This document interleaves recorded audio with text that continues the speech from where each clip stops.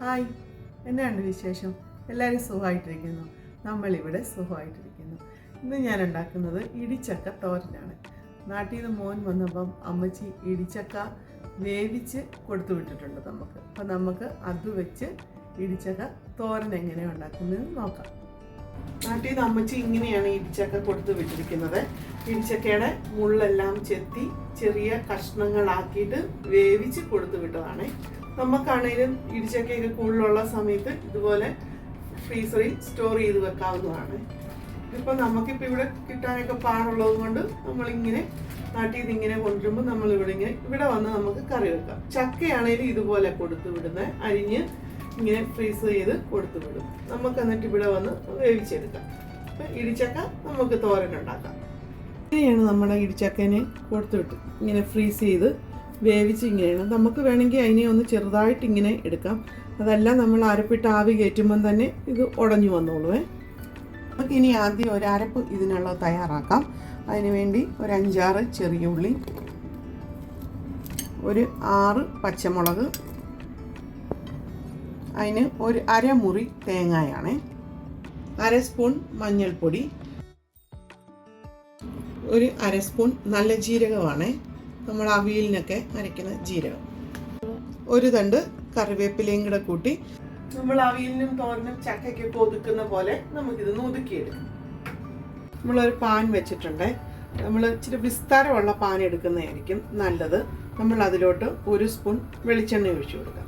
വെളിച്ചെണ്ണ ചൂടായിട്ട് വരുമ്പോൾ 1/2 സ്പൂൺ കടുക് ഇട്ട് കൊടുക്കാവേ.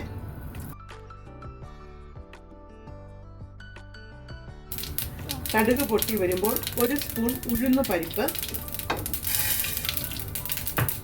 നമ്മളിങ്ങനെ തോരനൊക്കെ ഉണ്ടാക്കുമ്പോൾ ഉഴുന്ന് പരിപ്പ് ചേർക്കുന്നത് നല്ലത്. അത് കടിക്കുമ്പോൾ നല്ലൊരു ടേസ്റ്റാണ്. ഉഴുന്ന് പരിപ്പ് ഒന്ന് ചെറുതായിട്ട് ചുമന്ന് വരുന്നുണ്ട്. ആ സമയം നമുക്ക് ഉള്ളി, ഉണക്കമുളക്, കറിവേപ്പില ഇട്ട് കൊടുക്കാം.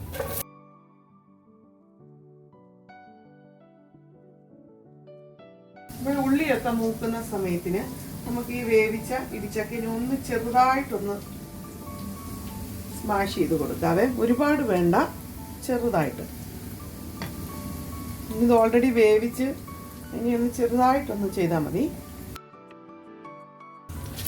ഉള്ളി ഉഴുന്ന് പരിപ്പും ഒക്കെ ഇപ്പം നന്നായിട്ട് മൂത്തിട്ടുണ്ട്. നമ്മൾ അതിലോട്ട് വേവിച്ച് വെച്ച ഇടിച്ചക്ക ഇട്ട് കൊടുക്കാം.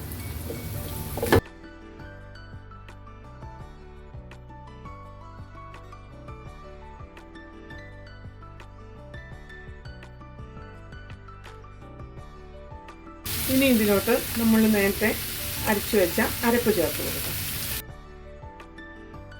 മീൻ ചക്കയ്ക്ക് ആവശ്യമായ ഉപ്പിട്ട് കൊടുക്കാം. നമുക്ക് നന്നായിട്ടൊന്ന് ഈ അരപ്പും ചക്കയും കൂടെ ഒന്ന് മിക്സ് ചെയ്ത് കൊടുക്കാം. ഇതിപ്പം നന്നായിട്ടൊന്ന് തട്ടിപ്പൊത്തി വെച്ച് കൊടുത്തിട്ടുണ്ട്. നമുക്കിനി ഇത് മൂടി വെച്ച് ഒരു 5 മിനിറ്റ് ഒന്ന് വേവിച്ചെടുക്കാം. മൂടി വെച്ച് ചെറിയ തീയിൽ നമുക്കൊരു 5 മിനിറ്റ് ഒന്ന് വേവിച്ചെടുക്കാം. നല്ലതായിട്ട് ആവി വന്നാൽ മതി. നമ്മൾ ഓൾറെഡി നമ്മുടെ ഇടിച്ചക്ക വേവിച്ച് വെച്ചിരിക്കുന്നില്ലേ, അപ്പോൾ പെട്ടെന്ന് റെഡി ആയിക്കോളും.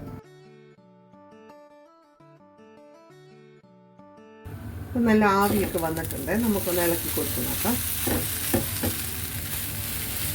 നമ്മുടെ നല്ല ഉലർന്നു വന്നിട്ടുണ്ട്. വിട്ട് കുഴയാതെ നല്ല ഉലർന്നു വന്നിട്ടുണ്ട്. ഈ പരുവാകുമ്പോൾ നമ്മൾ ഗ്യാസ് ഓഫ് ചെയ്യാതെ.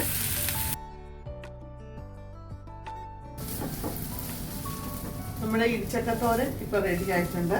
നിങ്ങൾക്ക് എല്ലാവർക്കും ഇഷ്ടപ്പെടുവാണെങ്കിൽ ഈ റെസിപ്പി ട്രൈ ചെയ്ത് നോക്കണം. ഇത് നല്ല ടേസ്റ്റാണ്. ചോറിൻ്റെ ഒപ്പമോ അല്ലാതെയോ എങ്ങനെ വേണേലും നമുക്കിത് കഴിക്കാവുന്നതാണ്. നല്ലതാണ്. നിങ്ങളെല്ലാവരും ഇത് ട്രൈ ചെയ്ത് നോക്കണം.